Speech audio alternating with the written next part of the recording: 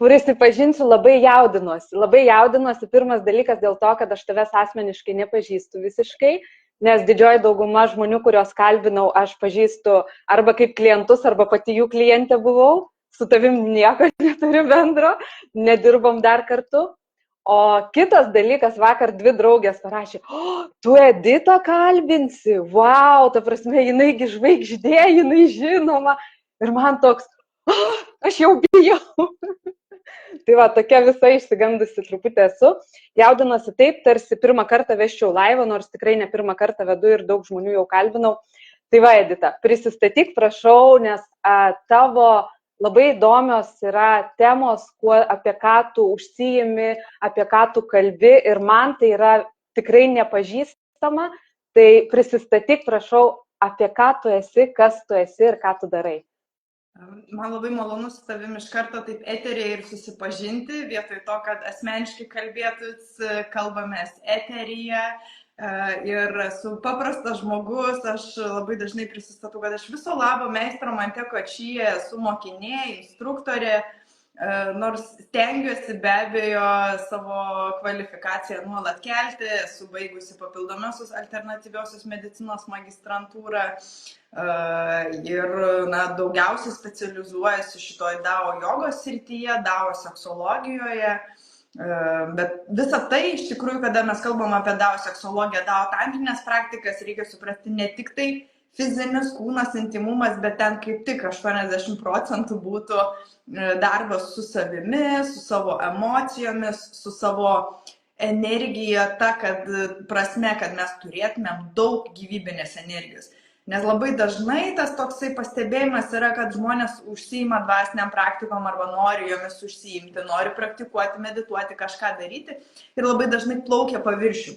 Jie neina į gylį, jie pasiklauso kažkokios tai meditacijos per ausinuką, gulėdami lovoj, užmiega, sako, aš meditavau. Koks dar meditavau? Čia ne meditacija. Meditacija yra tada, kada mes jaučiam srautą, jaučiam energijos judėjimą kūne. Tai yra subtilu ir skirtingose tradicijose skirtingai apibūdinama, bet iš esmės tai, net ir iš mokslinės pusės, kad tai yra gyvybinės energijos judėjimas mūsų kūnų, kaip kad labai susikoncentravę savo dėmesį mes galime, ne tai kad jausti, kaip kraujas mūsų venomis bėga, bet bent jau pulsacija. Ir pulsacija nebūtinai, kad širdis tunksi. Bet žinom, kad sportuojant galim čia užčiuopti pulsą.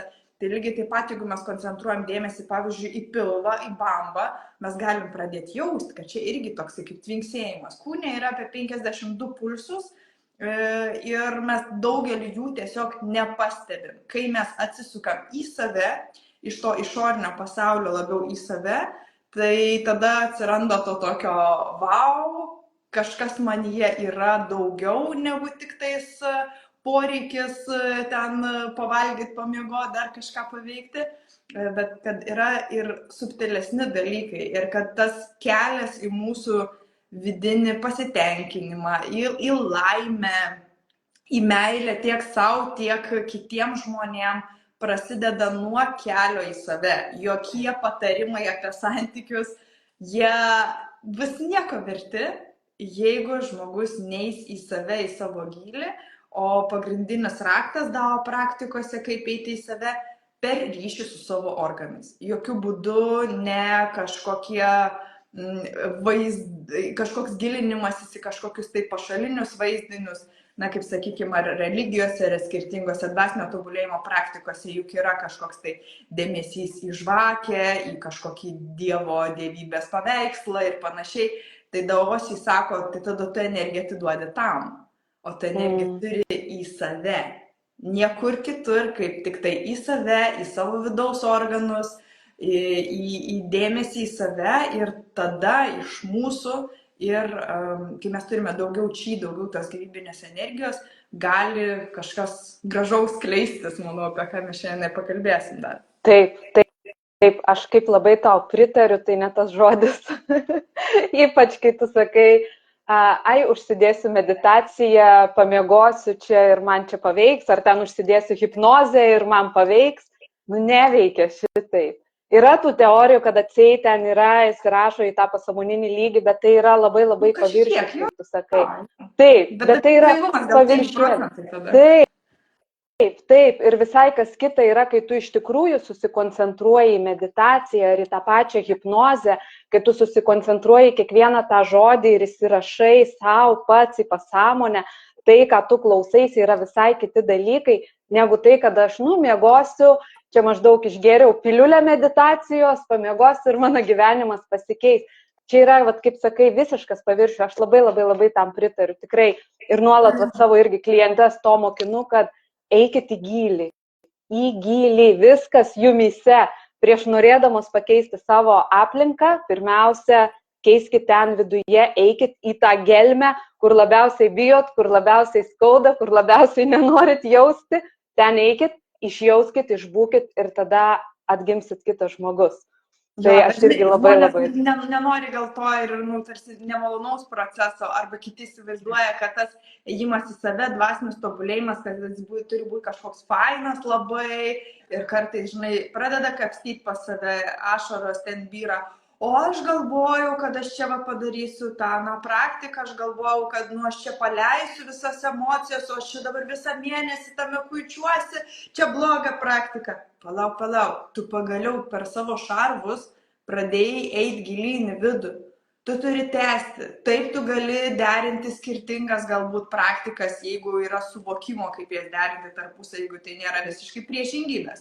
Bet iš esmės tai aš nesu iš tų, kur ten fanatiškai teiktų, čia šitas mokymas yra vienintelis teisingas, o visi kiti yra kvaili, nes daro kažkaip kitaip. Ne, aš taip nemanau. Aš manau, kad senieji mokymai, nes daosizmas yra 5000 metų atgal, tai senieji tie mokymai, ar Indijos jogos, tantros sistema, ar daosizmas, jis yra antiek paplitęs į šiuolaikinį pasaulį, kur mes jau nebepastebim, nebesuvokiam, kad palauk, juk čia yra iš senųjų tradicijų. Taip patys kineziterapeutai, kur pratimus duoda, kiek ten iš jogos yra, arba netgi, kur dubens dugno sveikatai, stuburo sveikatai, ten kantienikos pratimai. Ir biški iš cigūno, biški iš jogos. Ta prasme, tie seniai mokymai, jie labai gražiai yra integravisi ir į šiuolaikinį mokslą, ir į tradicijas, bet mes jų nebepastebim ir kada mes išgirstam apie kažkokias šaknis, tai čia senai tas buvo, toli ta Kinija, čia Lietuvoje tas neveiks žmonėm, nes čia, sena tradicija ir kitoj vietoj buvo. Bet kad tai jau yra pas mus ir pripažinta ir praktikuojama, tik pavadinta kitaip. Tai tiesiog noriu iš karto toksai įkvėpti žmonės, tarsi blaiviau pažvelgti į mokymus, į praktikas ir daugiau iš karto, sakau, koncentruoti dėmesį ne į paskaitų klausimąsi, labai džiaugiuosi, jeigu šiandienos mūsų pokalbis įkvėps kaip paskaita žmonės, be abejo, tai irgi yra reikalinga. Ir kartais iš to, nulinio būvio, kai žmogus yra depresijoje, tos paskaitos jos padeda pradėti lipti. Bet didžiausias progresas vyksta tada, kai mes darom praktiką. Tai reiškia, jeigu jūs pradedat iš tikrųjų, ne tai, kad aš pasišypsojau širdžiai, kol žiūrėjau laivą, buvo labai faina, išjungiau vakare vėl depresuhoj. Bet jeigu žmogus tai bando įvesti kaip nuolatinį ritualą, ryte atsibūdus pasišypsot širdžiai, vakare prieš užmiegant pasišypsot, jau žiūrėk, mes gana nemažą dienos dalį išbūnam gerame būvyje ir žmogus pradeda jaustis laimingesnis, jaustis geriau. Ir tada ta aplinka, kuri yra šalia, kiti žmonės, jie irgi geriau jaučiasi. Ir konfliktams nebėra tiesiog motyvo jokio. Taip. Ir leisti savo išjausti, kaip sakai, tai yra procesas ir nebijoti to proceso, nes tai nėra taip, kad pamedituosiu vieną kartą, aš sakiau, būtinai padarysiu kokį rilsą ar mokomąjį kažkokį, nes yra labai daug lūkesčių pas žmonės. Pasidarysiu vieną hipnozę, pasidarysiu ten vieną meditaciją, nueisiu ten į vieną kursą ir viskas, man pasikeis, pasaulis pasikeis, aš čia nušvisiu, čia aš visada būsiu pozityvus, visada viskas gerai bus ir ta prasme išskrendu į kažkokią ten kosmosą. Nėra taip. Aš, pavyzdžiui, aš pati saviugdos keliu einu apie 10 metų. Ir aš vis dar įkrentu į visokias emocijas ir tai yra normalu. Normalu pykti, normalu liūdėti, normalu jausti, normalu išbūti tame, normalu būti procese ir tas procesas, kaip sakai, ne visada turi būti malonus. Ir jisai, tiesiog jisai turi būti toks, koks tau yra unikalus. Ir kiekvienas žmogus gali atsirinkti, kaip ir sakai, tas metodikas. Kažkam va tiks tavo naudojamos metodikos, kažkam mano, kažkam dar kažkieno, kažkam dar kito. Tai yra nebijoti bandyti ir atsirinkti, bet duoti savo laiko irgi, kad ne po vieno karto, ne po 2 kartų imti ir viską numesti ir tikėtis, pavartojau ten piliulytę meditacijos ar vieną kursą išklausiau, ar laivą, vat, kaip sakai, išklausiau ir viskas, čia gyvenimas nušvito. Nėra šitaip, neveikia.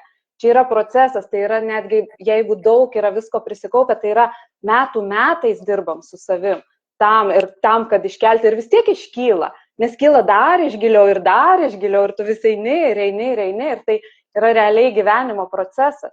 Papasakok, Edita, kaip tu iš vis atėjai į tą kelią, nes aš įsivaizduoju, kažkas vyko turbūt gyvenime tavo, ar suvokimai, ar kažkas patirtis, kažkokios iššūkiai, kas atvedė tave būtent iki šito daoizmo? Nebūtinai taip sudėtingai galvoti. Dažniausiai žmonės taip ir pasifantazuoja savo, kad, čia kažkaip tai gal žmogus labai domėjosi, gilinosi ir atėjo. Ne, buvo daug paprasčiau. Aš nesidomėjau, domėjausi, mane traukia tai, kas yra darbas su energija, bet aš tarsi, neužčiuopiau nieko, kas mane iš tikrųjų domintų, tarsi neatrasdavau. Ir paskui, kai pradėjau bendrauti su savo vyru dabartiniu, tai jisai jau tuo metu užsiėmė tomis praktikomis ir aš tiesiog pajutau, kad, būnant šalia ar pratimus atliekant, kuris jis man parodė, kad ta či gyvybinė energija mano kūne juda. Man to užteko, kad tas pajautimas, kad taip, jeigu darai čigong praktikas, tu gali pajausti ir matyt yra prigimtinis jautrumas tom praktikom, nes kai kurie būna metais daro ir jiems ten nulinis rezultatas, man labai viskas lengvai ėjosi ir tapti sertifikuota instruktorė po 4 metų praktikos, man taip gana lengvai viskas sekėsi, toks liktai, žinai, lik turi vidinį žinojimą ir tik reikia jį atsiminti. Tai tas toksai buvo, bet tai toksai paraleliai vienu metu didelis virsmas mano vidiniam pasaulyje ir išoriniam tuo pačiu, nes tiesiog buvau vienuose santykiuose, perėjau į kitus santykius su savo partneriu, buvau kažkokiam tokiam užstrigusiam paaugliškam laikotarpyje, tokia neformalė metalistė, nesvarbu, kad 26 metai vis tiek su kerzais, su grandinėm, visokiom spygliais buvau ir paskui, žinai, toksai dar kiekvieną savaitgalį, aišku, ten alus vakarėlį, kaip be jų, nes reikia kažkur savo liūdėsi nuskandinti. Ir paskui žinai, iš po to, kada aš pačiupinėjau, kas tas či gyvybinės energijos judėjimas, nežinau, gal ten po mėnesio jau pasakiau savo, kad viskas, metu alkoholį, paskui metu kavą, pereinu prie sveikesnės gyvensenos, pačiupinėjau ir jogos, sakykime, kursus palankiau, paskui jau pradėjau eiti gilyn į daoistinės praktikas, taoin jogą, meditacija kiekvieną dieną ir tai nebuvo lengvas kelias, tai buvo tas toksai, žinai, kur darai pratimus arba medituoji ir jauti, kad nori verkti, nori kažką tai nemalonaus paleisti iš savęs ir, nežinau, kokius gal 3 metus tas toksai vidinis egzorcizmas vyko, žinai, kur kažkas išeidinėja iš savęs. Bet kaip irgi mačiau, komentaras praskrido, kad praktikos mokymasis yra viso gyvenimo etapas, tai nėra kažkoks baigtinis. Taip ir aš sakyčiau, kad su laiku vis daugiau suvokiu tiek apie save, tiek apie mane supančią aplinką, pojūčiai keičiasi, bet aš tokia, žinai, kur kažkam tai cigūnas ir kai aš kalbu apie šį gyvybinės energijos judėjimą, jiem dar ezoterika, bet iš esmės tai aš labai mokslo žmogus esu. Ir man patinka, kai yra logiški paaiškinimai, kas ir kaip. Ir man patinka tas moksliniuose tyrimuose rasti informaciją, kad šį gyvybinės energijos judėjimas realiai yra pagrįstas, jis įrodytas, kad meridianų sistema mūsų kūne egzistuoja, irgi yra pagrįstas ir įrodytas faktas. Tai sakykime, aš toks, nežinau, negali sakyti tarpinis variantas tarp ezoterikos ir mokslo, man atrodo, kad daosizmas yra arčiau mokslo. Nes tais senaisiais laikais daoistinės praktikos, tai jos buvo arčiau medicinos, iš daoistinio laikotarpio palaipsniui išsivystė tradicinė kinų medicina, kuri yra irgi nuostabi priemonė. Ir sveikatingumui, kai kuriais atvejais netgi savigytai, bet be abejo gydymą tai skiria gydytojai, o tokias priemonės kaip sveikatingumui skirtos, jos gali būti prevencinės, palengvinančios, kur iš tiesų kartais suklūsti ir galvoji, kad vau, kaip tai būtina skleisti, kad tose paprastuose, sakykime, aspektuose, kur kalbame ne apie tokį gydymą, kur reikalingos operacijos, apie tą tokį buitinį lygmenį, kad kiek daug mes galime savo padėti ir kad, koks teisingas tas mūsų lietuvių pasakymas, visos lygos nuo nervų. Taip.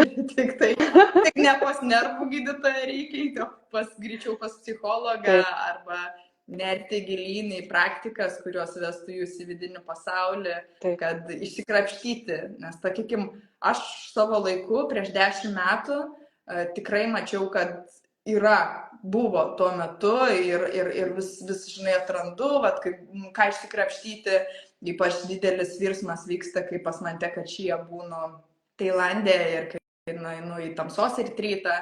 Ir pastaraisiais metais buvau irgi 2 savaitės gyveni absoliučioj tamsoj. Tai ten pakankamai pasigamina melatonino, paskui ten skyla į skirtingas medžiagas, kol galų gale pasigamina DMT natūraliu būdu ir kelias dienas matai tarsi vizijas, vaizdus, bet tu juos gali pilnai kontroliuoti, suvoki, kad tai yra proto žaismas ir jisai gali pasukti ten, kur nori, o kiti, žinai, įsikanda, aš mačiau praeitus gyvenimus. Net jeigu ten taip ir buvo, aš gyvenu čia ir dabar, man nerūpi, kas buvo. Man rūpi tai, kad aš jausčiaus maksimaliai laiminga čia ir dabar, džiaugčiausi gyvenimu, šalia manęs esantys žmonės būtų džiaugsme ir padėčiau kitiem džiaugtis, o ne tai, kad kažkas tai buvo. Dažnai čia yra mano požiūrio kampas, jokių būdų aš nenoriu kažkaip tai žeisti tų, kurie ten užsiima tais tyrinėjimais savęs ar kitų, kaip tenais buvo kažkada praeityje, bet man atrodo svarbiausia yra dabartis, nes jeigu žmogus koncentruoja nuolat dėmesį į praeitį arba į ateitį, tai jo gyvybinė energija ir dėmesys, ta vadinama e-power, jinai yra išbalansuota, tu nesi čia ir dabar ir laimę savo atidėliojam realiai. Aš tai esu ta, kuri veda į praėjusius gyvenimus ir pati esu buvusi irgi savo, bet jau man nebeįdomu, ta prasme, kai praeini kažkiek, paskui nebeįdomu pasidaro. Bet aš per tą požiūrį einu, kad ne šiaip, kad, eik pasižiūrėk, kas ten tau įvyko, tiesiog tam, kad pasižiūrėti, aš labiau iš tos terapinės pusės, kad jeigu yra kažkas ten pastrigę ir kažkokie įspaudai tavyje, tavo sieloje, tavo energijoje yra iš praeities, kad tuos įspaudus tiesiog pamatyti, atidirbti ir paleisti ir viskas. Arba apie ateitį irgi aš darau vedimus, tarkim, į ateitį, bet irgi ne tam, kad ten prisisvajoti, o tiesiog, kad pamotyvuoti ir pasakyti, pažiūrėk, tu gali tai pasiekti. Jeigu tavo pasąmonė tai iškelia, tai parodo, reiškia, tu gali pasiekti ir tu gali čia ir dabar daryti kažkokius žingsnius tam, kad pasiektum tai, ką tu įsivaizduoji, ko tu nori. Tai norėjau truputį atstovėti šitą. Labai gerai. Man atrodo, mes gyvai diskutuojam, žinai, ir tai yra labai šaunu, kad žmonės gali išgirsti skirtingus kampus, tuo labiau, kad tu nepažįsti manęs, aš nepažįstu irgi tavęs ir mes tiesiog diskutuojam, o jau kiekvienas žiūrovas iš savo kampo tikrai nuspręs taip, kaip jam mieliausia, nes ir tame yra tiesos, ką ir tu pasakėjai, nes logiška, kad mes ir savyje, ir savo vaikystės kažkokios atsiminimuose ir užblokuotose mes galim labai daug dalykų rasti, kurie įtakoja ir po šiai dienai mūsų elgesį. Ir paleidus tas nuoskaudas žmogus irgi išlaisvėja, tai galima daryti skirtingais metodais. Taip, va būtent man labai patinka tavo tas požiūris, ką aš irgi labai propaguoju, kad neužsikabinti tik už vienos praktikos, tik už vieno žmogaus, o išbandyti per save, perleisti per save ir pažiūrėti, kas man rezonuoja, ar ne? Kaip tu, pavyzdžiui, sakei, darėjai tas či praktikas ir tau iš karto kažkaip iš karto pajutai, o yra žmonės, kur metų metais praktikuoja ir kažkaip ir nieko nėra. Lygiai taip pat su kitais metodais irgi reikia atrasti savo. Kas traukia, kas kabina, kas žmogus, mokytojas, praktika, terapija, kažkas ir savo atrasti, nes mes visi labai labai unikalūs esam. Nėra taip, kad vienas metodas absoliučiai visiems ten 7 milijardams žmonių visam pasaulyje vienintelis ir pats geriausias. Nėra šitaip, mes per daug skirtingi esam, kad tai būtų.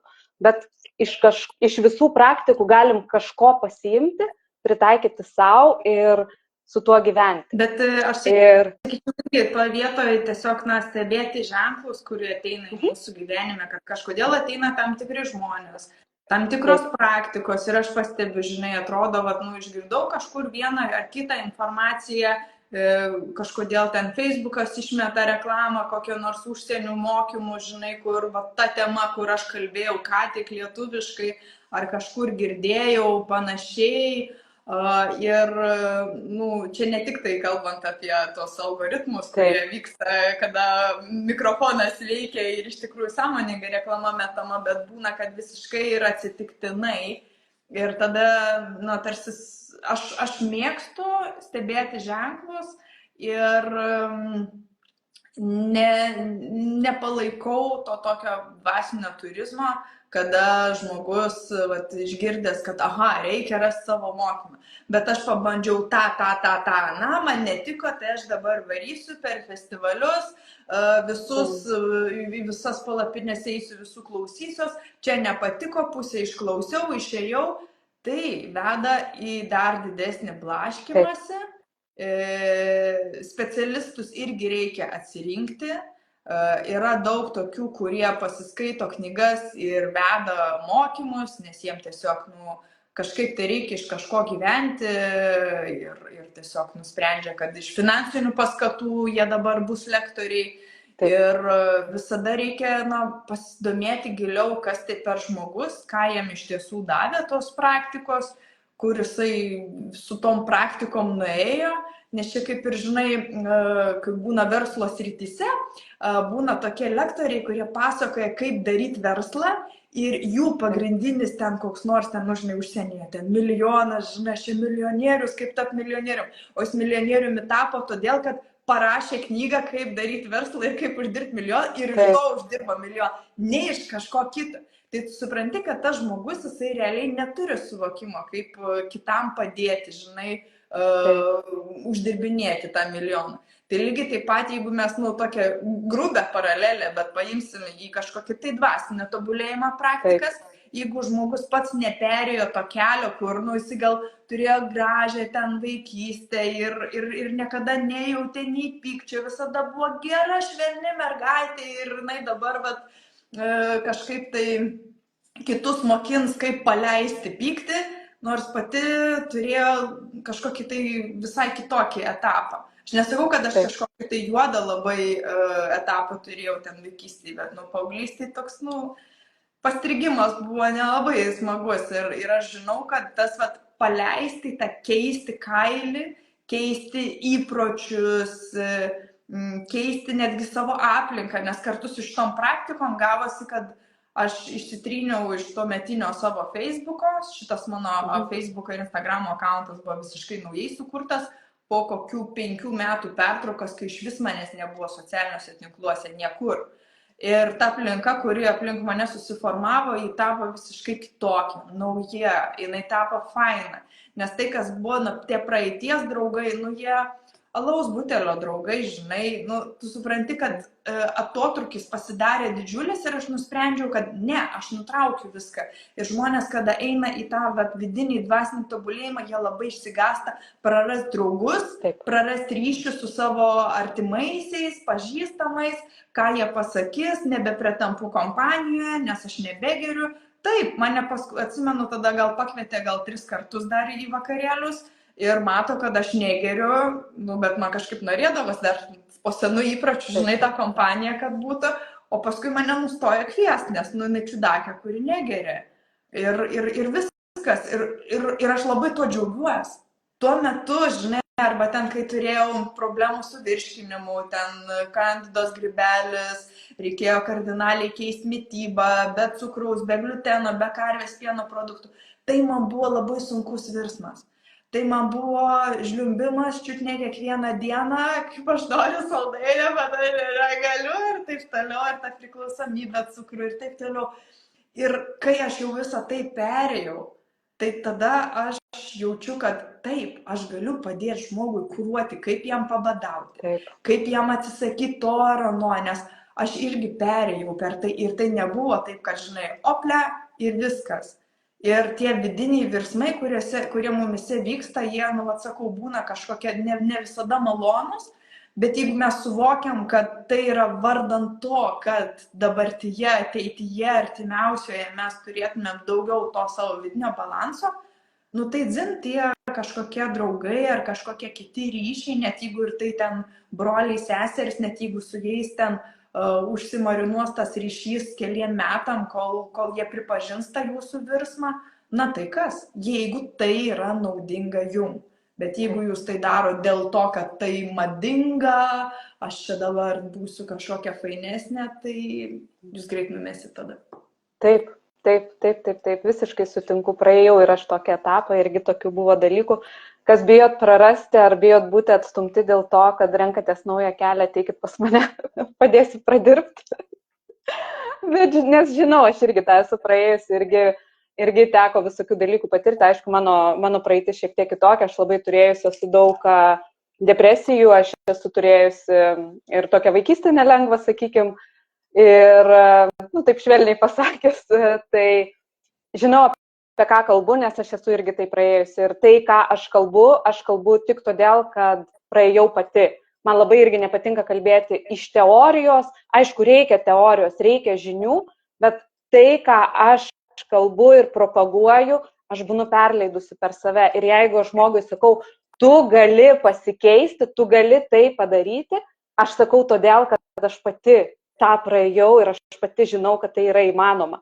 Ir aš žinau, kad reikia darbą įdėti. Ir aš žinau, kad tu gali prarasti visus draugus, tu gali prarasti artimuosius, tu gali jaustis atstumtas ir vienišas kažkurį tai laiką ir net ilgą laiką. Bet paskui tai atsiperka, nes tavo draugų ratas visiškai, pavyzdžiui, pasikeičia. Tavo draugai tampa tavo naujais artimaisiais, tavo naujais tarsi giminaičiais, tavo nauja šeima. Tai yra nuostabu iš tikrųjų.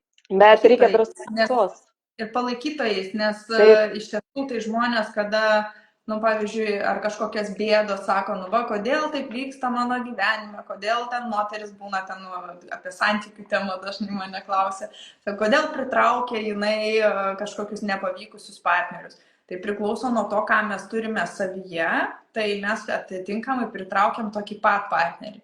Ir ta labiau, jeigu to paties lygio yra mūsų supantis žmonės, draugai, artimieji, kurie irgi pilni baimių pokyčiam, jie visada, nu, taip sakant, temps atgal tave į tą duobę ir sakys, nieko tu nedaryk ir nesikeisk, nes čia kažkokias tai nesąmonės. Nu, tašme, nu, net nuo elementariausių dalykų, kad ir apie tą patį, žinai, sąmoningą badavimą paprastą pakalbant, nes, nu, čia net nedvasinis tobulėjimas, čia yra tiesiog organizmo valymas, bet, nu, aš dažnai netgi pasakau, jeigu žadi badauti, darbe nepasakok, šeimos nariam, jeigu ne kartu gyvena, irgi nepasakok, nes, nu, sakau, tave būtinai erzins ir taip ir būna. Erzina, neša ant stalo, ten kotletus, spiragus, supranti, tu tik tai pavalgyk, nors žino, kad žmogus tuo metu yra savo detokso procese, žinai. Tai geriau iš vis nieko nesakyti arba sakyti, aš jau pavalgiau, nesvarbu, kad tu paskutinį kartą valgiai prieš 3 dienas. Taip, Ai, taip, aš žapsuotė, aš jau pavalgiusi esu. taip, taip, Taip, mintyse prieš 3 dienas, bet tie, kas nepasiruošę, tai taip, neverta gaišt laiko kažkam ten pasakojant, va, tu būk toks, tu būk anoks. Tik tais savo taip, pavyzdžiu jūs galite įkvėpti kitą žmogų būti kažkokiu geresniu. Nes taip, nurodinėjant kitam, tu gyvenk taip, tu čia valgyk, nevalgyk aną, tu ne taip mintėjai, čia tu ne pagal rekomendacijas dabar kalbi, santykiai taip nesistato ir taip toliau. Tai nereikia kristi kažkokį mokytojo amplua, to labiau santykiuose su kitais žmonėmis, kurie jūs supa, geriau nuo savęs, nes kada mūsų vidinės konfliktas, jis išsireiškia išorinių konfliktų, bet tada ir prasideda problemas, kada mumise yra daugiau harmonijos ir balanso, mums tiesiog yra dzin, kad kažkas šalia ten galbūt ten nepatenkintas ar pykstantis asmuo, ir kelis kartus papyks, žiūrės, kad jūs nebereaguojate, tai kam čia tada ir berodyti tų savo tokių ožiukų vaikiškų, nes mes kažkokį šabloną suformuojam per ilgesnį laiką, labai dažnai išmokstam iš savo artimiausios aplinkos, bet mes lygiai taip pat galim tos visus šablonus griauti. Tai būna, žinai, toks nemalonus perėjimo procesas, bet neišvengiamas. Taip, taip, taip, taip. Ir mūsų reikia visada irgi atsiminti, kad vienas dalykas mūsų aplinkai labai dažnai yra tie pokyčiai nepatogus, nes jie kelia tokią nežinomybės baimę, tai jeigu tu keitiesi, tai gal ir man reikės keistis, o jeigu aš nesu pasiruošęs, ir čia pasąmonėje vyksta, jeigu aš nesu pasiruošęs, tai aš nenoriu keisti, tai daro viską, kad tik tu nesikeistum, kad tam artimajam būtų patogu gyventi taip, kaip jis įpratęs yra. Bet irgi, tu vieną mintį pasakei, kad kai mes keičiamės, gali būti, kad ir tie žmonės keisis arba priims tave, bet gali būti ir toks variantas, kad ir nepriims, bet reikia nebijoti to. Jeigu žmogus nėra pasiruošęs ar bendrai kaip siela, jisai atėjo ir, gal jisai neatėjo patirti to, ką tu patiri, tų nušvitimų, tų dvasinių kelių ir visų dalykų, gal tiesiog atėjo pabūti, paprastų žmogumi ir pradirbti visai kitokias pamokas. Jisai gal ir niekada ir nepasikeis, jisai ir išliks toks. Ir tada jau sprendė, ar man pakeliui su tuo žmogum ar nepakeliui, jisai sprendžia, ar jam pakeliui su tavim ar nepakeliui. Tai gali būti tų tokių atkritimų. Tai tas, kad keičiantis tau, keisis ir aplinka, tai toks sąlyginis yra. Arba pasikeisti aplinką, arba tu jau tiek paaugsi, kad tu pats pakeisi tą aplinką. Arba aplinka tave tarsi išstums, eik kažkur kitur. Nereikia to bijoti iš tikrųjų, nes tas augimas vis tiek kelia mus aukštyn. Tai nereikia to bijoti. Nereikia likti ten, kur tempia kažkas žemyn. Taip. Labai smagu, kad yra ir pakomentuojančių mūsų live transliaciją. Matau, kad Jolita su Ugne rašo, kad džiaugiasi, jog buvo mano stovykloje, nefrito kiaušinio praktiką atrado. Tai smagu girdėti. Ir dar ten, mačiau, Benita dar klausė apie mano stovyklas. Tai aš dabar žiemos sezonų online tik vedu, online DAO ratą, o vasarą tai nuo gegužės bus mano stovyklos, tiek sąmoningo badavimo, tiek moteriškos tavo meilės praktikų stovyklos, kurios apie dubens dugną, nefrito kiaušinio praktika yra. Tai mano profilyje Edita Sanku, jeigu nuėjus ten yra nuoroda, tas Linktree, kur viskas yra, visos mano veiklos. Tai pati pirmoji yra būtent mokymų srities ir ten visas yra grafikas šių metų stovyklų, kad galbūt kažkas tai nori labai iš anksto pasiplanuoti, tai galite viską. Papasakok, Edita, čia ne pagal planą, bet papasakok truputį apie nefrito kiaušinį, nes man tai yra ta viena iš tų mistikų, kur aš tau sakiau, kur aš nieko nežinau ir man toks, kas tai? Tai papasakok truputį, kas tai, apie ką tai ir kodėl tai svarbu. Ir bendrai, gal kodėl ta dubens sveikata yra labai svarbi ir apie ką tai. Ar čia tik moterims, ar ir vyrams. Truputį apšviesk mus. Apskritai tos tao meilės praktikos, išvertus tai galima sakyti, kad tai yra dao tantrinės praktikos, dao seksualinės praktikos, jos yra aktualios tiek vyrams, tiek moteriams, ir poroms, bet poroms čia yra aukštesnis lygmuo jau. Tai visų pirma, vis tiek dirbi asmeniškai su savimi ir savo dubens dugno sveikata. Aš daugiausia orientuojuosi į moteris, dėl kad moters dubens dugnas, jisai, dažnai atsiranda įvairios problematikos, kaip šlapimo nelaikymas, skausmingos mėnesinės, PMS, negalėjimas patirti malonumo su partneriu ir taip toliau. Ir šita problematika iš tiesų yra gana aštri, aktuali, apie ją garsiai nekalbama, moteris nedrįsta. Bet tai pagal tai, kaip, žinai, moteris atvažiuoja į stovyklas ir ten paskui patvyrauja, aš aišku negaliu konfidencialios tokios informacijos perduoti, ką konkrečiai, bet jeigu bendrais bruožais, tai tikrai būna labai atvirai, nuoširdžiai pasako, kad, žinai, kaip ten prieš 10 metų po gimdymo prasidėjo problemos su šlapimo nelaikymu, taip ir tęsiasi.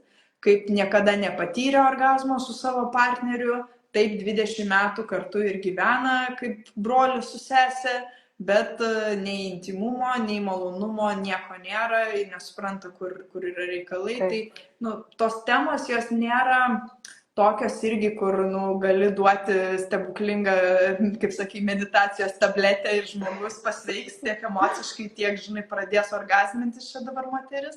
Dažniausiai būna, kad reikia padirbėti su savo vidiniais stabdžiais, triggeriais, tom emocijom, kurios stabdo, nes visų pirma tai yra emociniai dalykai ir be abejo yra fiziniai dar aspektai.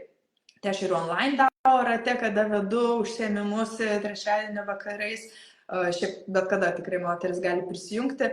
Tai būna kompleksas toksai šiek tiek ir pratimų, kurie skirti tiesiog stuburui ir energijos išjudinimui kūne. Ir antra dalis visada būna nefrito kiaušinio praktika, tai yra stiprinti ir atpalaiduoti dubens dugno sritį, naudojant jonį kiaušinį arba nefrito kiaušinį, tai yra natūrali uoliena. Nefritas gali būti rožinis kvarcas, gali būti obsidiano akmuo, kuris yra tokio nedidelio kiaušinuko formos ir dėl savo formos jis yra patogus naudoti ir gali lavinti mūsų vidinius raumenis šiek tiek kitaip negu ten kokie vaginaliniai rutuliukai.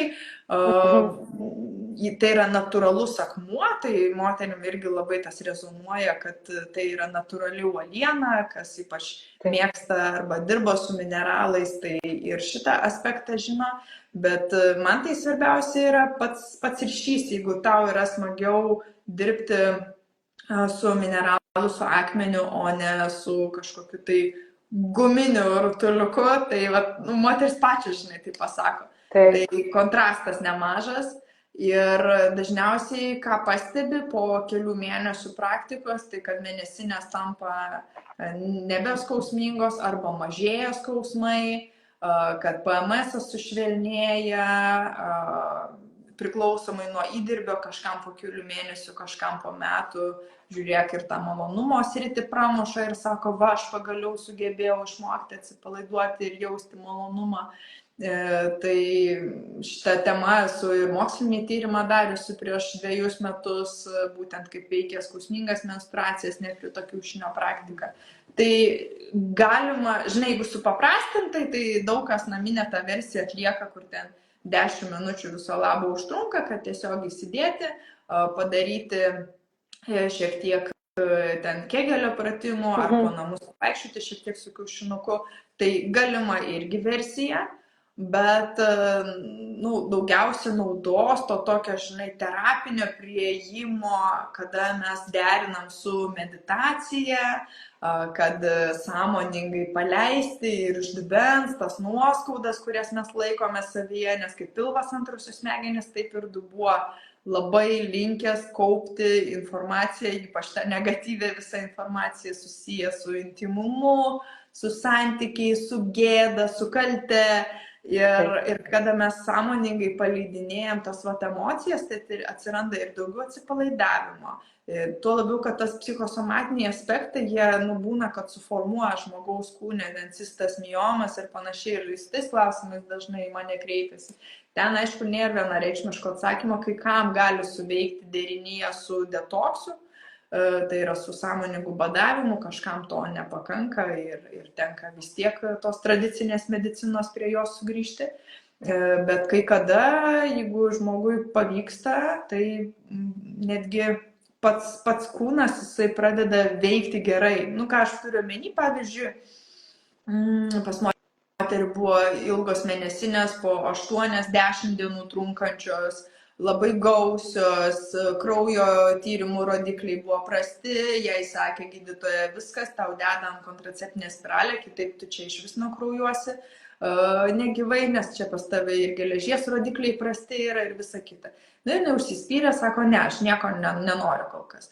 Ir jinai pradėjo daryti tos pratimus su nefrito kiaušinuku ir po kokių metų gal atvažiavo į mano stovyklą pakartotinai ir sako, mano mėnesinė, sako, dabar trunka 3, maksimum 4 dienas, vidutiniškai gausios, jaučiuosi energinga, jaučiuosi žvali, vyras džiaugiasi, kad aš tokia atsigavus. Svorio, sako, biški net numečiau, sako, žaviu visus vyrus eidama gatvėje, sako, man paėmė, jinai tokiam, žinai, pakilėjimė, nes tokia labai buvo tokia duobėjai savo visom prasmėm.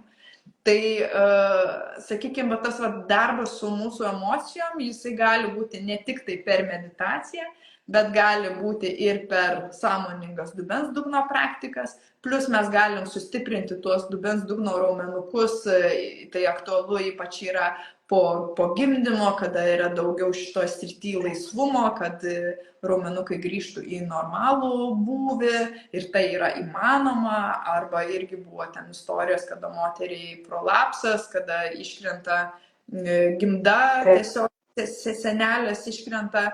Ir irgi po kelių mėnesių praktikos su nefrito kiaušiniu jai atidėjo per kelis kartus operaciją, paskui atšaukė operacijos, nebedarė, o turėjo operuoti. Tai nesakau, kad tai gali būti visais atvejais, bet kai žmonės yra tokiuose situacijose, tai jie jau tada tampa atviri, kad aš einu, bandau, darysiu, kaip ir su to prolapsu. Ten medikė ta mergina ir sakė, kad tradicinis gydymas, Kėgelio pratimai jai nepadėjo, jinai kompetentingas žmogus, bet kada pradėjo dirbti su nefrito kiaušiniu, tai tiesiog tas atranda kūne pajautimas, kad mes galim įdarbinti tuos vidinius savo dubens dugno raumenis ir mūsų organai lengviau jie grįžta į normalų būvį. Taip. Ar tu dirbi tik grupėmis ir per stovyklas, ar dirbi ir darai asmeninius kažkokius seansus? Įmanoma asmeniniai, bet šiaip retai. Aš daugiau linkusi organizuoti stovyklas ir online DAO ratą vedu jau 2 metus kiekvieną trečiadienį, nesvarbu žiemą, vasarą, lietus ar vėjas, nes tai tiesiog online yra. O nuo pavasario iki rudens darau stovyklas, nes ką aš pastebėjau, kai žmogus, asmeniškai, tai yra dėmesys tam žmogui. Bet minusas koks yra, trūksta motyvacijos. Joms atrodo, kad jos yra tokios vienintelės ir aš matau keleriopai greitesnį visą sveikimo procesą, kada moteris yra grupėje, nes jos, kaip, pavyzdžiui, penktadienį vakare ten atvažiuoja į stovyklą, tai būna tas susipažinimo ratas ir iš pradžių pradeda kalbėti, aš nežinau, ko aš čia atvažiavau, turiu tokią bėdą, bet tikriausiai aš čia tokia vienintelė ir taip toliau. Ir kol, žinai, visos ratus susipažįsta tos 20 moterų, žiūrėk, ir ta pakartoja tą patį, ir ta kitų kampų apie kitą temą, bet irgi skaudžia kitom, žinai, ir jos vienas kitas palaiko, ir apsikabina, ir būna, ir ašara nubraukia, ir pasijuokia jeigu kitą kartą, per juodą humoro prizmę kažkas pasako, papokštauja, nes jom tas pats, žinai, rezonuoja, ir jos jau tada būna įkvėptas, kad tai nėra jų vienintelės problema, kad tai yra ir daugiau moterų ir tada, aha, tai kaip čia daryti pratimą. Tai va, matau, šitai sekasi, šitai nesiseka, o kaip aš darau tą pratimą, kaip man pagerinti, aš galiu prieiti, galiu pakoreguoti, o tasai, nu, žinai, o vienas ant vieno, tai vis tiek pas mane būna pagrindė online, nes aš esu pati iš Šiaulių. Ir retai kas nusiteikia iki Šiaulių iš Vilniaus atliekti, kad 2 valandas pasitreniruoti ir paskui vėl grįžti. Bet būna, aišku, tokių entuziastų. Tai anksčiau aš daugiau dirbdavau su tuo vienas ant vieno, o dabar aš daugiau kaip tik orientuojuosi į stovyklas, nes aš tiesiog matau didesnį progresą. Akis labiau žiba. Ir tada jos nori ir tęsti, ir va tas va onlineinis, jisai kaip palaikymas gaunasi, kad žmogus nepamestų disciplinos. Nežinai, žmogus išmoko praktiką ir paskui, tai nu rytoj, tai nuo pirmadienio, čia žinai, kaip sakau, pirmadienį aš dietos laikysiuos nuo naujų metų, tai pasportuosiu. Tai iš to paties. Tai tas palaikymas žmogui tada labai labai padeda ir atsiranda tas vidinės daugiau motivacijos, tuo labiau, kad kiekvienos moters ta motivacija, kodėl daryti nefrito kiaušinio praktiką yra skirtinga.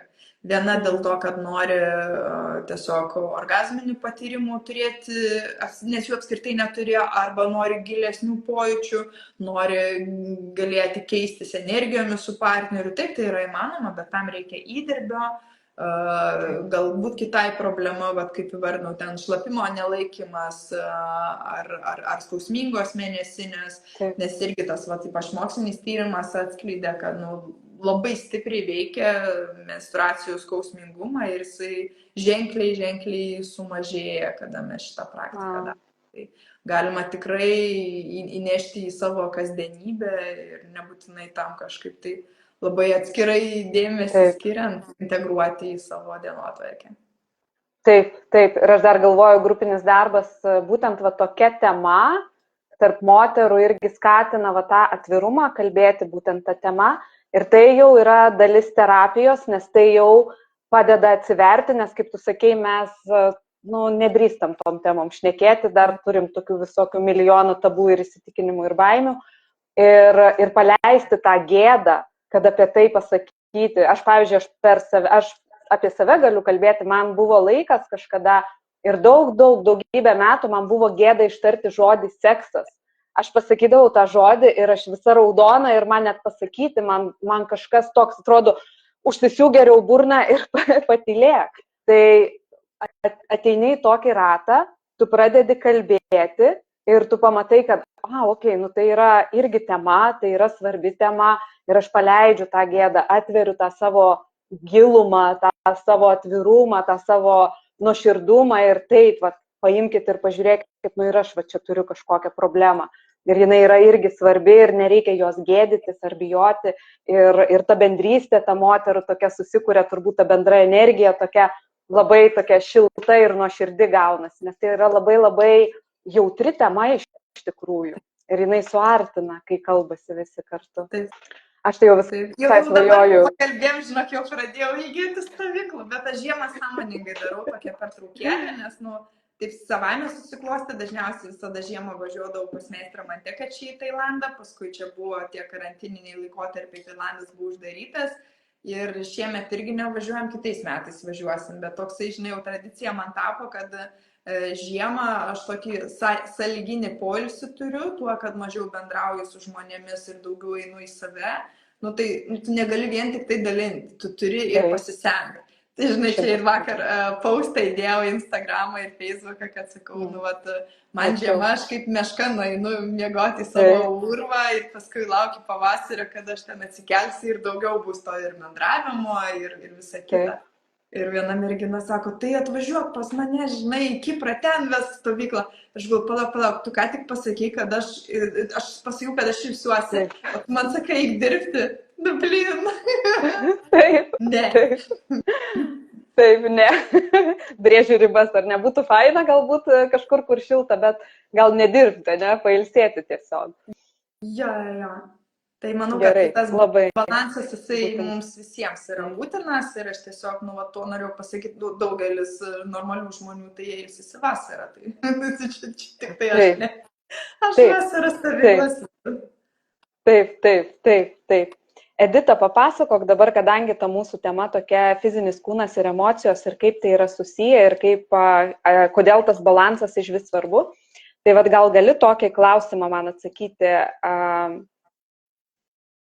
kokį poveikį turi emocijos fiziniam kūnui? Vat iš tavo perspektyvos, iš tavo patirties, iš tavo žinių, iš visko, ką tu turi savyje, kokį tą poveikį emocijos turi mūsų fiziniam kūnui? Kaip tu pasakytum?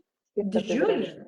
Žinai, žiūrint, nuo kurio kampo mes pradėsim. Pavyzdžiui, kad ir aš irgi paminėjau apie tą detoksą, apie sąmoningą badavimą, pilvos mūsų antrosios smegenys, pradedi badauti, valyti žarnyną, atrodo taip emociškai toks palengvėjimas ateina, lyg, žinai, kažkoks tai išsikalbėjimas, kažkokio sunkumo nusimetimas, toksai, žinai, wow, visada būna efektas, kad, nu, vat, kaip tai susiję, kaip tai stipriai susiję. Jeigu mes kalbam apie dubens dugną, mes jau pakalbėjom tiksliau, kad apie tai, kad čia irgi kaupiasi emocijos ir kada mes fiziškai dirbam su šitą sritim, pavyzdžiui, derinam, kaip ir sakiau, Winifredo kiaušinių su Kegelio pratimais, derinam su atsipalaidavimo, su tempimo pratimais, kad, na, paleisti, atpalaiduoti įtampas iš dubens ir moteris pajunta, kad, mano dubuo, jisai nebe taip surakintas ir aš emociškai jaučiuosi geriau. Pečiai visada dažnai irgi būna, kad susirakina nuo streso, nuo kažkur kitose kūno vietose atsiranda įtampų nugaroje ar kitur.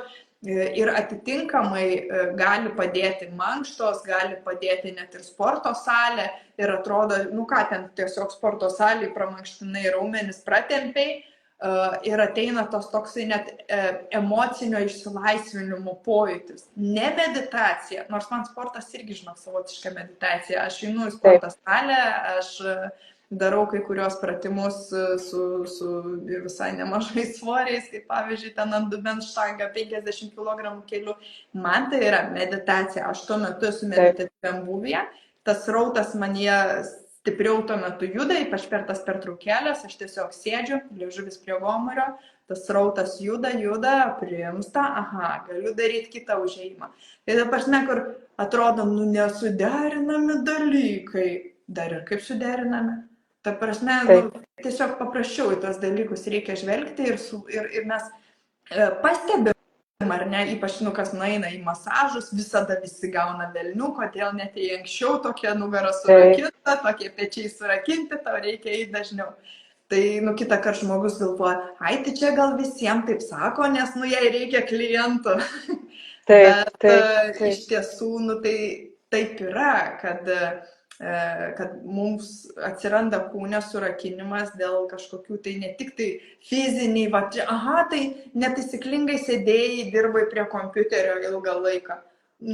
Jeigu tai būtų tik tai dėl sėdėjimo, dažniausiai tai sėdi žmogus ofise, retas, kuris be iššūkių, kad ten ar klientas kažkokią bėdą pakliuvo, ar kažko tai nepatenkintas paskambina, apšaukė, tai vis tiek žmogus gaunasi kaip strese, ofisinis, aš neįsivaizduoju, ten su kokiais pardavimais dirba, ar dar su kažkuom, tai kokio čia srity galėtų būti, tokį šabloninį įsivaizduoti. Ir tai yra visiškai kitoks darbas, kuris kitaip kelia stresą, negu paimsim, kuris užsiima, ten, nežinau, kraštovaizdžio apželdinimu, ar ten, augaliukus susodinti. Taip, jis irgi turi tam tikras atsakomybės, deadline'us, turi suspėti klientui, jam stresas iš tos pusės. Bet jeigu jis turi ten kažkokį tai didesnį laikotarpį ir jis mato, kad spės, tai jis gali turėti labai daug ramybės su tais augaliukais, sodinti ir taip toliau. Tai, pavyzdžiui, kada aš jaučiu, kad per daug užsisuku tam savo voveriuko rate, kaip sakau, man vasara yra darbymetis, man šiluma duoda daug aktyvumo, aš tada jaučiuosi labiau pilna energijos. Tai kai aš jaučiu, kad aš užsisukau tam ratuke, aš turiu daržą, aš einu į daržą, ten kažką apsitvarkau, aš taip gerai emociškai nusikraunu, ta prasme, net ir fizinis kūnas atrodo, čia tik tai šiek tiek kažką pajudėjai, padarėjai, bet tas ryšys su žeme, jisai duoda savo efektą. Tai iš įvairių perspektyvų labai mes galime žvelgti į tai, kaip emocijos veikia fizinį kūną ir kaip fizinis kūnas veikia emocijas. Tai yra, mes jaučiamės daug emociškai fainiau, kada esam po masažo, kada esam po sporto, kažkam bėgimas yra emocinis nusikrovimas. Aš netgi sporto salėje kartais matau, kai kurie tie patys vyrai ateina, žinai, ir tą štangas kelia ir labai didelius svorius užsideda ir aš taip kitą kartą pažiūriu, jetau, bet aš matau, kad emociškai tas žmogus kažką tokiu būdu pradirbinėja. Matau, kaip jisai ten pukši, kažką bamba, po to savo nosim, pyksta, žinai, bet jam reikia iškelti ir po to, žinai, matau, kad jam pareina kažkoks toksai, nes, vyrai jie šiek tiek kitokie negu moteris, jiems sunkiau išsikalbėti ir per tą fizinį krūvį gali padėti paleisti tas emocijas, bet jeigu mes esam tam tokiam, pasyvume, kad, tipo, aš jaučiu pyktį arba liūdesį ir aš dabar nieko nedarysiu, aš čia užsidarau kambaryje ir niekur neisiu ir man niekas nerūpi, mes moteris, mums banguoja ciklas ir normalu, menstruacijų laikotarpio ir iškart po mėnesinių reikia to poilsio, mums nereikia būti visada ten žibėt žvaigždutė danguje, bet tuo pačiu ir suvokti, kad jeigu tai tampa nuolatinis būvis, toksai depresyvus, tai iš jo bus ir fizinis kūnas sukaustytas, ir emocinis kūnas sukaustytas, kai tuo tarpu judesys yra energija, judesys yra gyvybė. Ir kada jūs pasirenkat, kaip jums judėt, jūs jaučiatės daug fainiau, iš tikrųjų. Taip, 100% visiškai pritariu. Mano, pavyzdžiui, paskutinis išėjimas iš depresijos irgi prasidėjo būtent nuo judėjimo, kada aš jau nebegalėjau būti namie. Čia buvo prieš keletą metų, kaip tik COVID buvo prasidėjęs. Aš nebegalėjau sėdėti namie, aš tiesiog iš vidaus mane tiesiog draskė, eik pasivaikščioti. Aš turėjau tada nemažą antsvorį ir daug visokių ten problemų. Ir aš pradėjau vaikščioti po nedaug, iš pradžių ten gal po 3-4 km, paskui 5-6, dabar kiekvieną dieną apie 10 km, 10-12 nueinu, vaikštau kažkur apie 1,5-2 valandas ir 3 kartus per savaitę sportuoju su treneriu. Ir kaip tu sakai, aš, pavyzdžiui, per treniruotę irgi įeinu į tą tokį, kaip aš sakau, tarsi transą kažkokį. Išjauti ten, kai reikia kažkokį sunkų, aš ne su svoriais dirbu, aš su kūno svoriu dirbu, bet ten irgi iššūkis man didelis būna. Pajausti tą, pavyzdžiui, atsilenkimus kažkokius darai, ten tiek skauda, tuos pilvo raumenis. Ir tu leidi savo išjausti, ir tu leidi, ir tu supranti, kad tu tik esi tokia, kaip čia pasakyti, kanalas, kaip gysla tokia, kaip kažkoks vamsdelis, per kurį tu gali leisti tam skausmui praeiti. Tu neturi jį ten susikoncentruoti ir kentėti, ir verkti, ir dejuoti. Tu gali, gerai, tegul praeina pro mane. Ir praleidi, ir tu supranti tokių ateina nušvitimų, net suvokimų kažkokių sportuojant, kaip tu gyvenime gali pritaikyti tas patirtis, tuos suvokimus, tas žinias, ką tu gauni judėjimo metu. Arba tas pats prasitampimas ten ryte, ar ne, prasitampyti, visur atrodo, dabar net padariau, atrodo, kažkas pasileidžia, atrodo, taip net palengvėja, tarsi nusimeti kažką. Tai ir, pavyzdžiui, per angelų žinutes dažnai būna, kai aš darau žmonėms tuos čenelinimus, irgi būna, kad pajaučiu, pavyzdžiui, pa žmogų, aš darau ir aš jaučiu tokia susikauščiusi esu. Ir aš sakau, pas tave labai daug įtampos yra. Ir iškart klausiu tada, o tai koks sekantis žingsnis, kaip žmogui padėti, ar ne?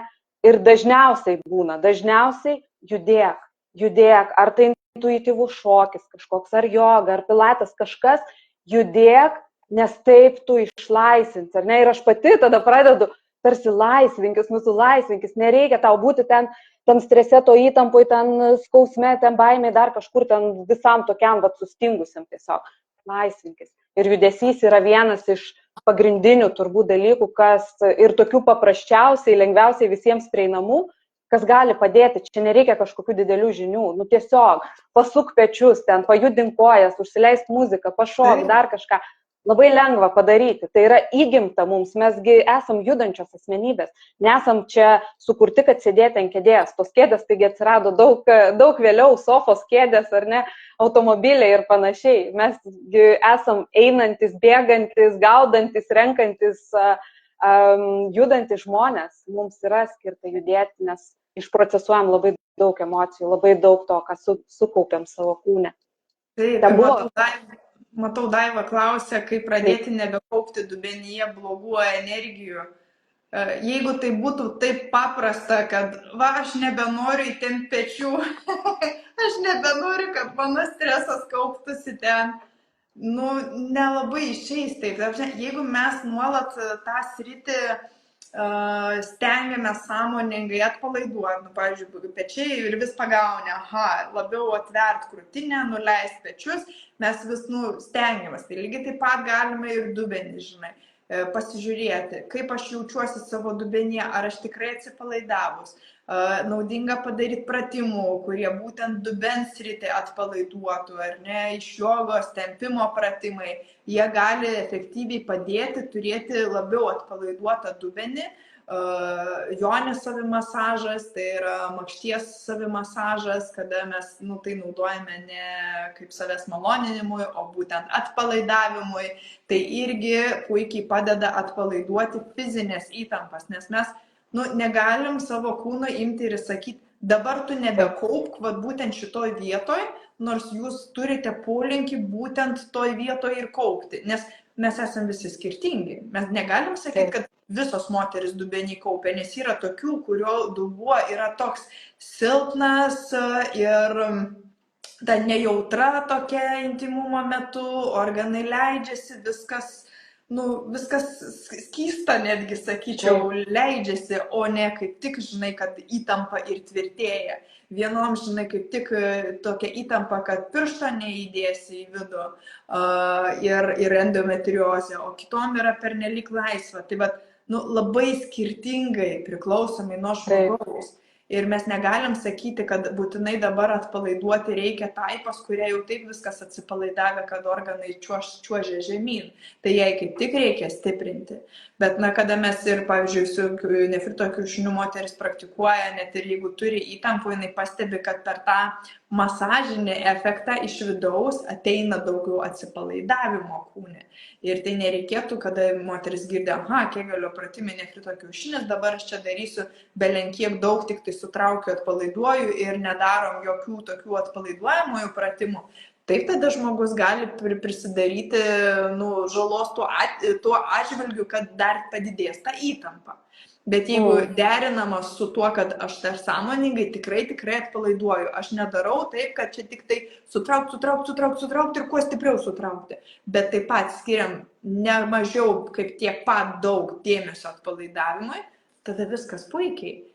Vienas iš tų atpalaidavimo momentų, jeigu nepavyksta per protą atpalaiduoti, sakau, savimasažas, atpalaiduojam, bet šitas ryti mūsų dubens, mūsų makšties ir ateina toks labai geras palengvėjimas tada pas moterį, kad aš jaučiuosi daug labiau atsipalaidavusi ir jaučiu daug mažiau įtampos savo dubenyje. Tai aš manau, kad tai gali padėti. Taip, tai aš tai, pavyzdžiui, ką išgirdau, tai vienoms gali suveikti tasai fizinis toksai kaip stimuliavimas ir darbas, fizinis toksai metodikos ar ne praktikos fizinės su būtent dubens sveikata, o kitoms gali būti labiau tasai toks, kad per protą ir emocinis gali reikėti, ar ne? Ir geriausia turbūt, kai ir tą palieti. Aš manau, kad geriausia yra visada kombinuoti, nes tiesiog, gal vienom daugiau akcentas yra stiprinimui, kitom akcentas tempimui, atpalaidavimui, bet jeigu vien tik tai einama per protą ir fizinius kūnas yra paliekamas nuo šaly, mano požiūriu tai gaunasi ilgesnis kelias. Arba jeigu vien tik susikoncentruojame į fizinį dalyką, irgi gali būti, kad kažko neužkabinam pasąmoniniam ten gilesniam lygmenyje, ar nedarom, bet tarsi neveikia niekas, bet gal reikia kažkur užkabinti kažkokią ten pasąmoninę gyslelę tokią. Tai kaip ir balansą. Tai yra tokie irgi individualūs dalykai, kur žmonės kartais labai tokie užsiciklinę ant tų tokių fizinių apčiuopiamų dalykų ir meditacija čia yra nesąmonės, čia ką jūs kalbat, viskas yra nesąmonės, čia yra tik tais kažkoks fizinis mūsų kūnas ir nieko daugiau. Bet jeigu jisai per tos fizinius pratimus ar ten detoksus pradės jaust palengvėjimą, tai tada ir atsiras tas suvokimas. Dažniausiai ateina suvokimai per patirtis.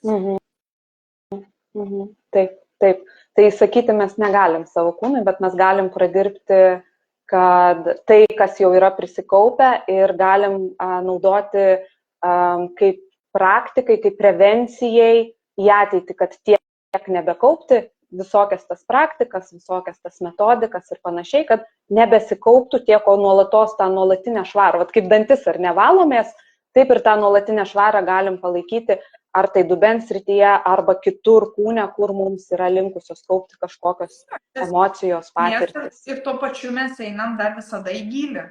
Palaikom, kad naujai nesikauptų ir einam vis savo į gylį tam, kad galėtumėm paleisti kažką tai, iki ko mes dar nedasikasėm. Todėl ir kalbam apie tai, kad mokymasis apie save, apie mūsų aplinką yra viso gyvenimo procesas iš tikrųjų. Matau, dar Sandrienė klausė, ar su nefrito kiaušiniu galima daryti praktikas pačiai, ar pradžiai reikėtų trenerio pagalbos. Galima dirbti pačiai, savarankiškai, pagal instrukciją, su viską detaliai surašiusi ir mano profilėje ten irgi galima rasti nuorodas, kur galima apie nefrito kiaušinį plačiau paskaityti arba jį įsigyti. Galima su video pamokom pradėti, galima pagal aprašymą. Nes aprašymas ir yra tai daug detališkiau netgi negu dabar mes spėjom pakalbėti, nes mūsų tema šiek tiek kitų kampų dabar buvo, bet iš esmės tai nereikėtų to tokį, žinai, kad vat bijau, o čia gal aš padarysiu kažką netaisyklingai. Tai tiesiog tam tikri dalykai aš esu užfiksavusi, kad ten su kiaušiniu vaikščioti daug nerekomenduoju, geriau daryti pratimus atsigulus. Tai tada viskas yra saugu, kontraindikacijos yra, kad nedirba su nefrito kiaušiniu moteris, kurios laukėsi ir negali nešioti tos, vaikščioti su kiaušinuku, tai yra negali tos, kurios turi kontraceptinę spiralę, nes jį gali išjudėti iš vietos, arba tos, kurios turi prolapsą, bet jeigu turi prolapsą arba spiralę ir pratimus atlieka atsigulusios, tai yra irgi tada visiškai saugus variantas. Tai o daugiau tai galima tikrai drąsiai savarankiškai darbuotis, tai pasiekit mano profilį ir pakalbėsim gal dar kada iš šitom temom. Ir parašyti turbūt tau gali, jeigu kažkokie klausimai iškyla, kažkas baisu, ten nepavyks ar gėda, ar dar kažkas gali parašyti. Tikrai. Tai Edita, papasakok tada, kaip tu įsivaizduoji, ar tu pati jau esi toje būsenoje, esi patyrusi tą būseną, kada tu jauti, kad jau jaučiu tą balansą tarp fizinio kūno, fizinių potyrių ir savo emocinio to pasaulio. Kaip tai jaučiasi, kaip atrodo toks žmogus, kaip jaučiasi toks žmogus, kaip tai realiai yra. Jeigu kažkas žiūri ir galvoja, nežinau, aš čia nelabai suprantu, kaip čia tas balansas turėtų jaustis, nes mes dažnai įkrentam į tas tokius, tai mums skauda, tai mes ten verkiam, tai dar kažkas blogai, įtampos, dar kažkas lygos. Bet kaip jaučiasi tas žmogus, kuris yra atradęs tą fizinį ir emocinį balansą? Aš manau, kad svarbu yra mėgautis tiesiog kiekviena diena tuom, kad mes iš vis atsimerkiam, tuom, kad mes iš vis esam gyvi.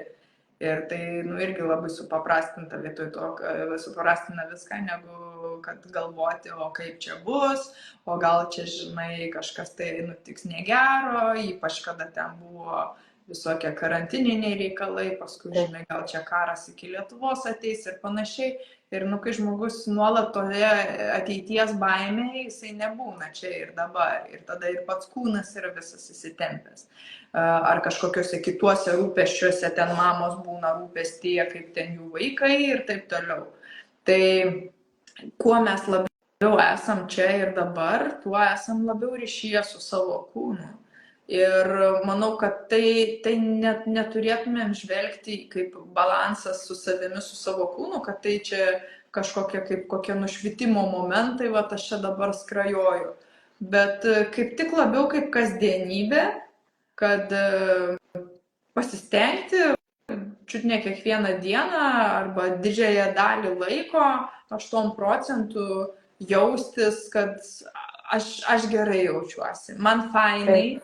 Ir tai gali būti skirtingai. Vieną dieną jums bus fainai tiesiog pasėdėti ar ten padripsuoti ir kažkokį filmą pasižiūrėti ir tokiam kaifė, tokiam fainume, niekur nereikia skubėti, gali pabūti.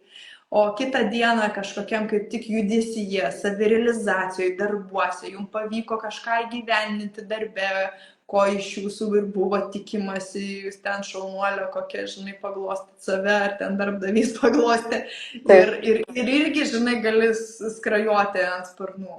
Ar ten po sporto, po judesio, ką mes irgi jau kalbėjom, tai gali būti daugybė tų aspektų ir faktorių. Ir aš sakyčiau, kad į tą ryšį su savo kūnu ir balansą reikėtų žvelgti kaip tik, kad kokį 8% laiko aš jaučiuosi gerai, puikiai savyje ryšyje su savo kūnu, o tie likę 20, taip, tai būna kažkokios išorinės stresinės aplinkybės, kurios nuo jūsų nepriklauso, tai gali būti kažkoks ten ar apsirgimas, ar menstruacijų laikotarpis, kada reikia daugiau poilsio ir jaučiamės kažkaip tai galbūt ne taip stipriai kaip įprastai, nes moteris tuo laikotarpiu labai daug gyvybinės energijos praranda. O visą likusį laikotarpį, jo, tai ir be abejo mes galim tobulėti, mes galim su kiekvieną dieną, su kiekvienu mėnesiu vis geriau jaustis. Nereikia ieškoti baigtinio varianto. Nes jeigu taip, tai čia kaip su tais, žinai, aš dabar jau nušvitęs. Bėgti nuo tokių reikia. Taip, sutinku visiškai. Ką patartum dar, Edita, prieš pabaigą? Ką patartum, nes aš kadangi dirbu labiau su tais emociniais tokiais dalykais, su moterimis, ką patartum moterims, kurios tikrai yra sunkiose situacijose, tarkim, tokios tikrai depresyvios būsenos, daug skausmo, daug patirčių, daug tokių prisikaupę emocinio, tokio tikrai didelio emocinio krūvio ir yra labai labai labai sunku. Ir sakykime, 80% ar net 90% ne ta gera savijauta pas jas gyvenime šiuo metu yra, o labiau ta tokia sunki ir tamsi. Ką patartum, nuo ko pradėti galbūt, ar kas galbūt tau efektyviausia atrodo, kad galėtų būti, ką galėtum patarti? Aišku, čia kiekvienai skirtingai, bet tiesiog iš savo patirties. Man atrodo, kad tokiais atvejais, kada žmogus yra, žinai, kažkaip dabar tokia mintis kyla, toks palyginimas, biškai keistai nuskambės, kaip užkietėję viduriai. Ta prasme, kad prisikaupia daug turinio žarnyne, užkietėję viduriai. Ir kad ir kaip tu morališkai suktum, aš noriu pakakot, ir niekas neina. Gerk ten ką begėrės, bet galbūt ten toks jau kamštis, kad jau net nebeveikia, nes žmogus yra strese ir tada niekas nevyksta. Kas tada daroma? Klizma. Taip. Tai net čia gal perkeltinė prasme be abejo mes kalbam, bet ta klizma, jinai gali būti tiesiog kažkoks fizinis veiksmas, kuris įmeta į nekomforto zoną ir to nekomforto zonai atsiranda tam tikri suvokimai ir sprendimai. Tai gali būti nuo sporto salės, kur jūs gausit kažkokį krūvį, kad ir ten su trenerė, kur sakys, davai varyk, nebegaliu, davai varyk, žinai, ir peržengėt save ir tada, bet tai aš galiu pasirodyti. Iki visiškai kažkokių tokių netikėtų, ten, nežinau, susikrovė lagaminą, pati viena išvažiavo savaitę atostogų. Ir tada vėl, žinai, tas toks suvokimas, o jeigu aš lieku viena, aš laimingesnė, ar kaip tik nelaimingesnė, kur čia vis tik tai buvo problemos, ar kitame žmoguje, ar manyje buvo, ar man gerai ir taip vis tik tai, ir aš galiu džiaugtis ir būti viena, džiaugtis ir būti santykiuose, tu esi vidiniai taikoje, reiškia.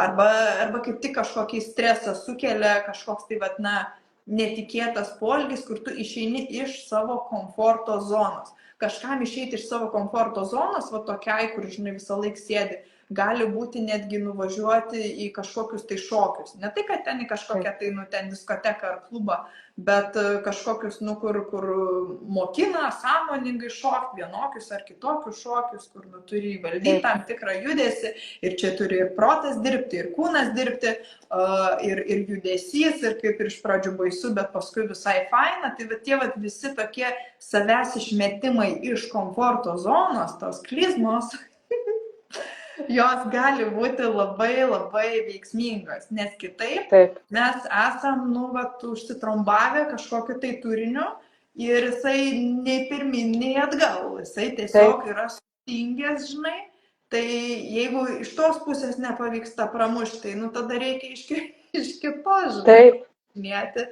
kitų variantų nėra ir čia gali ateiti tiesiog kažkokia žmogui tokia fiks idėja ar tiesiog kažkur tai ten skrolinant kažką užmato ir viskas, man ten reikia tą ar aną daryti, nežinau, savanorė dabar eisiu į kariuomenę tarnauti. Bet, žinai, jie žiūri, tu ką, taigi 3 vaikai, tu kur tu čia, žinai, o man reikia, aš noriu, žinai. Ir galbūt tai irgi tai moteriai bus tas sprendimas, tai labai nuo žmogaus priklauso, nes iš vienos pusės, sakykime, kažkokie tai hobiai, ką mes darome, jie irgi gali labai fainai padėti mums išlikti. Bet kada yra tokiam didžioji dalis vidurių užkietėjimo būvis, nes čia, žinok, irgi su to palengvėjimu, jeigu žarnynas neveikia gerai, žmogus nesijaus kaip ant sparnų savo kūnį. Todėl, kad jam žarnynas neveikia gerai. O jeigu mes kiekvieną dieną normaliai išsituštinam, todėl reikia bent jau mitybą prisižiūrėti arba ten gerųjų bakterijų pagerinti, arba gysločių sėklų lobelių. Ir tada, kai mes kiekvieną dieną žarnynas veikia gerai, mes jaučiamės labai gerai savo kūnį. Bet tas, man užtat ir kilo ta mintis, žinai, palyginti žmogų su to vidurių užkietėjimu, tai tada reikia kažkokių priemonių, arba jam kažkas turi tą klizmą padaryti, arba pats pasiryžti, pas ką aš eisiu klizmas pasidaryti. Taip. Ir kaip tu sakai, ta klizma gali būti labai įvairi, jinai gali būti ir fizinis kažkoks veiksmas, ir gali būti, kad tu per emocijas kažkur eisi į gilį, ten pasikratysi truputį, ir gali būti mityba, kaip sakai, ar sportas, ar praktikos kažkokios, ar meditacija, kiekvienam skirtingai, bet to tokio, aš labai sutinku, tokio tarsi papurtimo, truputį išmetimo, to tokio iš tos komforto, tokios vis tiek tai yra komforto zona, išmetimo tokio iš tos kasdienybės. Ir ypač, kai tu neturi pasirinkimo paskui kur dėtis, nes, pavyzdžiui, kaip ir sakau, viena išvažiuota atostogų, ir atgalinis bilietas už 7 dienų ir tu nepargrįši, nes iš sporto salės, tai jeigu be trenerio, tai tu gali pargrįžti ir nebeiti tenai. Arba į ten į kokią diskoteką nuėjai, jauties nejaukiai išėjai. Bet jeigu tu atėjai į kažkokius ten mokymus, pavyzdžiui, susimokėjai pinigus, tau kad diskomfortas, bet tu jau, tai prarasiu čia pinigus, tai gal aš pabūsiu iki galo ir tada antroji buvimo daly, ir tada toksai, nes aš esu mačius pas save, žinai, yra buvę keli atvejai, kada moteris per apibendrinimą sako, aš 2 dieną stovykloje būdama norėjau pabėgti, nes man pradėjo kilti emocijos, bet buvo keli dalykai, aš buvau susimokėjus, sodyba yra už 100 km nuo Vilniaus, o aš nevairuojanti mane atvežė kita dalyvė, aš neturiu kaip parvažiuoti ir sako, nėra kur dėti, žinai, ir sako, nusprendžiau išbūti ir sako, ačiū visatai, kad aš išbuvau, nes sako, tada tas virsmas ir įvyko. Kūnas, jisai bijo pokyčio. Ir kai tu pradedi krapštyti, ten, kur yra tas mėšliukas, ir tada protas sako, ne, aš plaunas, viskas, aš išeinu. Ir tada jau kai dasikrapštai, ir tada tas toks palengvėjimas, geras, kaip gerai. Tai ir sakau, ta nekomforto zona, iš kurios tu nepabėgsi, jinai yra gerai. Taip. Ir man dar kilo mintis nuoseklumas, nes dažnai žmonės irgi mėgsta, kaip sakai, tą turizmą tokį. Pabandžiau, numečiau, ai neveikia.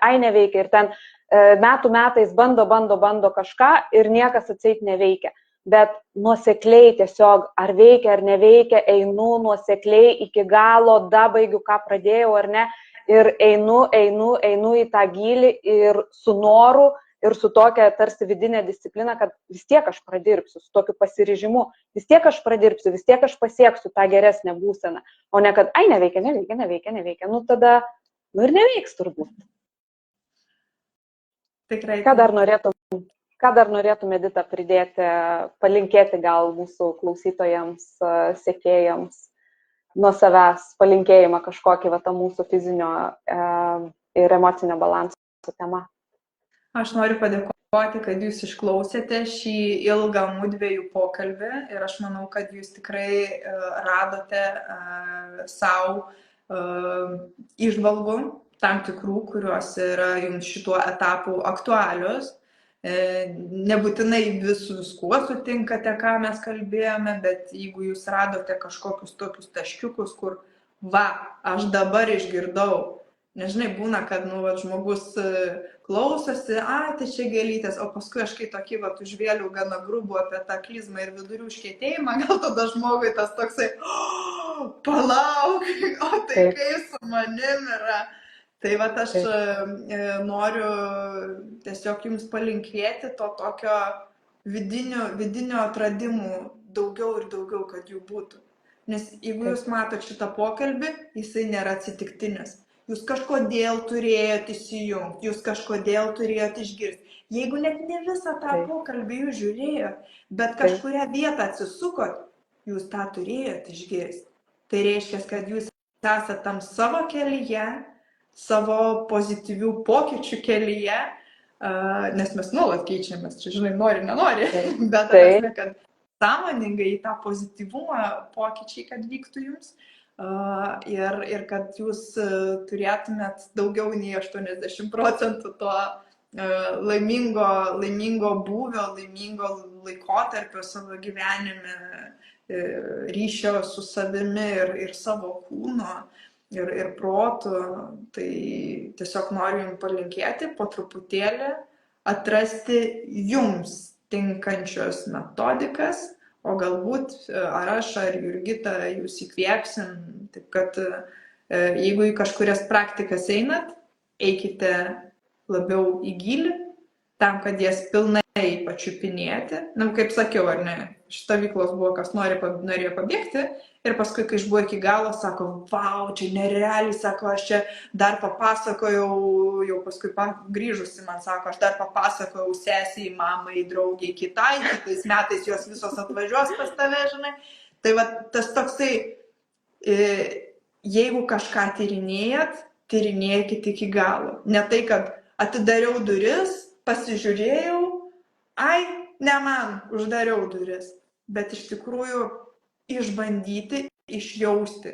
Net jeigu jūs skirtingas praktikas kelias išbandysit, pajautimas jūsų kūne, prote jau susiformuos, kas yra bendro tose dvasinio tobulėjimo praktikose ir kur jūs labiausiai traukia, kas jums labiausiai rezonuoja ir tą daugiausiai ir daryti. Mano šis yra DAO praktikos, aš būna, kad šiek tiek pačiupinėju kitas praktikas, bet vis tiek grįžtu prie savo ašies ir gaunasi, kad aš iš kitų technikų, kitų mokymų, aš tik tais, jie patvirtina tą patį, ką sako DAO, šitie patvirtina tą patį.